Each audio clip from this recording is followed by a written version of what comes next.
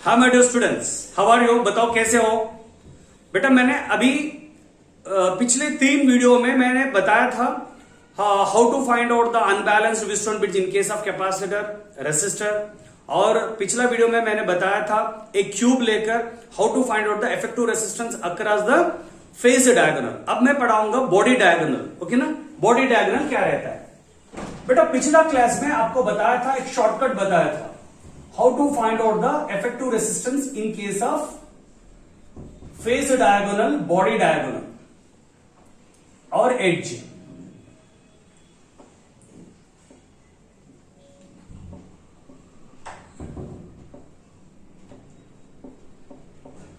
देखो, अगर हम यहां पर निकालते हैं तो ये फेज डायगोनल बनेगा।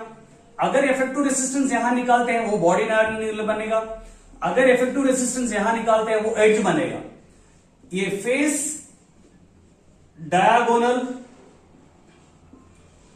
ये बॉडी डायगोनल और ये एज। इसका आंसर मैंने बताया था आपको, याद करने के लिए शॉर्टकट बताया था। ये भी इज इक्वल टू 3, 4, 5, 6, 7, 12 ऐसा बोल के बताया था।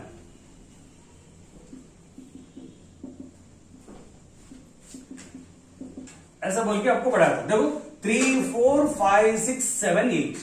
अगर इसका आंसर चाहिए, इसको प्रूफ चाहिए तो मैं पिछला वीडियो जाकर देखो, आपको पता चलेगा। ये हो गया, मैं आज ये पढ़ाऊंगा बेटा। लेट अस टेक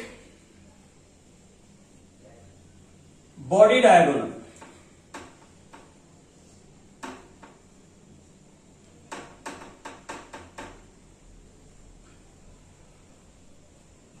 बेटा मैंने एक रेफरेंस में एक क्यूब बनाया है, तो इसको क्यूब फोल्ड करने के लिए इजी रहता है बोल के पेपर से बनाया है। तो आप भी घर पे एक क्यूब बनाओ बेटा, आपको फील मिलेगा। देखो बॉडी डायगोनल बोले तो ये एड्ज से लेकर ये एड्ज तक, तुम्हारे घर पे एक कॉर्नर से लेकर वो कॉर्नर तक ऐसा पकड़कर खींचना है। तो हम घर को नहीं खींच सकते ना, इसलिए हम पेपर को बनाया। सही है ना? देखो ऐसा बनाया। इसको देखो बेटा, मेरा एम है कि यहां पर इसका इफेक्टिव रेसिस्टेंस निकालें। इसको अच्छा देखते रहो। मेरा एम है कि यहां पर निकालना है, इसके ऑपोजिट कॉर्नर, इसके ऑपोजिट कॉर्नर यहां पर निकालना मेरा काम है। लेट अस टेक ये इसके पास निकालना मेरा काम है।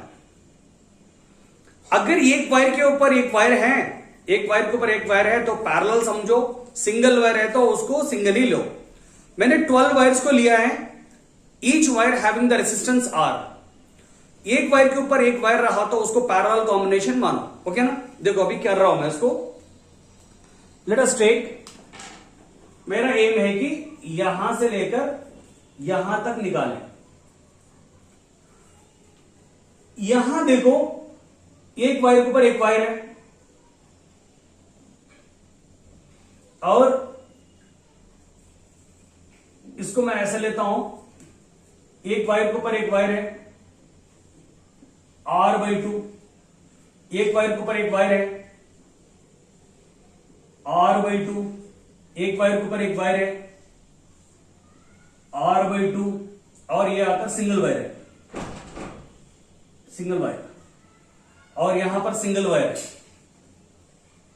और यहां पर वायर के ऊपर वायर है और यहां भी वायर के ऊपर वायर है। ये है और ये बी है। ओके ना?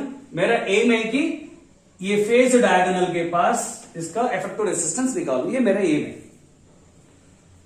बेटा। बताओ मुझे, ये दोनों यहां पर करंट डिवाइड नहीं हो रहा है तो ये दोनों सीरीज है। सिमिलरली ये दोनों सीरीज है। इसका इक्विवेलेंट ड्रॉ करता हूं। देखो ये वो, ये है, ये वो है, ये वो डैश है। Let us take R/2, R/2 and resultant resistance is equal to 3R/2। यहां पर मैं 3R/2 लेता हूं। 3r/2,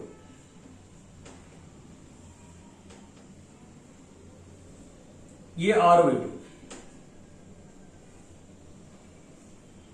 ये आकर r/2, और ये दोनों को ऐड कर लेता हूं मैं, ये दोनों को ऐड कर लिए तो क्या होता है, r/2 plus r is equal to 3r/2, ऐसा हो गया। देख लो एक बार, ये टू वो r/2,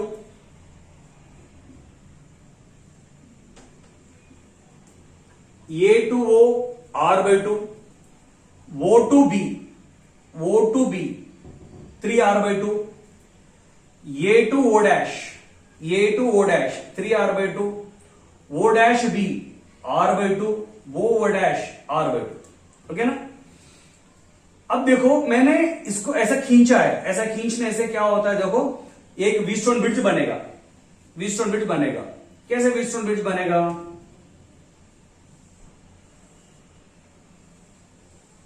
ये वो बी ओ डैश, ये टू वो r/2,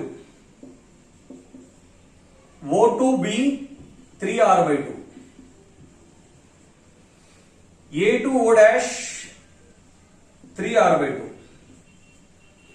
वो डैश टू बी r/2, और ये था r/2। अब क्वेश्चन ये है, ये बैलेंस व्हीटस्टोन ब्रिज है क्या नहीं है, बैलेंस व्हीटस्टोन ब्रिज है क्या नहीं, r/2 by 3r/2, r/2 by 3r/2 is equal to 3r/2 by r/2, 3r/2 by r/2, r/2, r/2, r/2, r/2, 1 by 3 is equal to 3 by 1. Clearly we know that this is unbalanced Wheatstone bridge. बेटा ये unbalanced Wheatstone bridge रहा तो क्या करना है, sigma method से solve करना है। अगर तुम्हें सिग्मा मेथड मालूम होना है तो मेरा फर्स्ट और सेकंड वीडियो देखो, आपको समझ में आएगा। मैंने यहां पर एक सिग्मा ड्रॉ किया है। सिग्मा ड्रॉ करने के बाद बेटा resistance between A B is equal to, जैसे सिग्मा जाता है तुम वैसे जाते रहो, r/2 into 3r/2, r/2 into 3r/2 plus r/2 into r/2, r/2 into r/2 plus r/2 into 3r/2, r/2 into 3r/2 plus 3r/2 into r/2, 3r/2 into r/2। उसके बाद ये जो v जाता है, जैसे v जाता है वैसे जाओ, r/2 प्लस r/2, फिर यहां से यहां r/2 प्लस 3r/2। और एक बार समझाता हूं, देखो सिग्मा जैसे जाता है वैसे जाओ, देखो इसको दोनों को प्रोडक्ट, फिर इन दोनों को प्रोडक्ट, फिर इन दोनों को प्रोडक्ट, फिर इन दोनों को प्रोडक्ट, बाद में v r/2 plus r/2, r/2 plus r/2, फिर यहां से यहां r/2 प्लस 3r/2। ऐसा हुआ है, इसको सिंप्लीफाई करेंगे हम।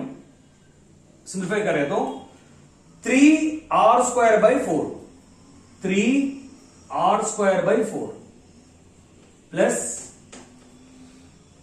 r² by 4, r² by 4 plus 3r² by 4, 3r² by 4 plus 3r² by 4, 3r² by 4 divided by r/2 plus r/2 plus r/2, 3r/2 plus 3r/2। Okay, इसको ऐड कर लेंगे, एलसीएम सेम है, 4 प्लस 4 प्लस 4 प्लस 4 बोले तो LCM 4 आएगा। तो कहां लिखूं मैं, यहां लिख लेता हूं, एलसीएम आकर 4 आएगा, और 3, 4, 5, 6, 7, 8, 9, 10, 10r² divided by 3 plus 3 6, 6r/2। Okay, इसको रिवर्स ले लेंगे, 10r² by 4 into 2 by 6r। ये r कैंसिल हुआ, ये 2 ज़ा 2 2s are 2 1s are 2 5s are। So answer कितना आया? Resistance between A B is equal to 5R/6। तो हमने कंसिडर किया था, वही कंसिडर किया था 5R/6, तो वही आ रहा। ओके, तो ये था resistance, effective resistance at body diagonal. बेटा ये तो वेरी शॉर्टकट है। तो आपको अगर मेरा वीडियो पसंद आया तो सब्सक्राइब करो, शेयर करो, लाइक करो और बताओ कि और क्या चाहिए in comment box. Okay, all the best.